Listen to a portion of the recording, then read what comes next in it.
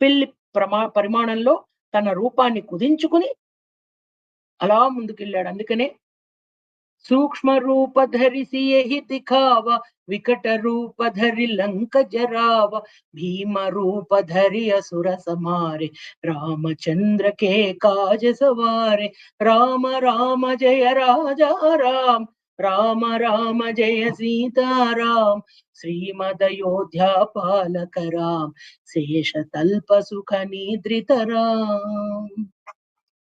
ప్రాసాదమాలా వితతాం స్తంభై Kanchana రాజతై శాతకుంభమయేర్జాలి Gandharva నగరోపమాం.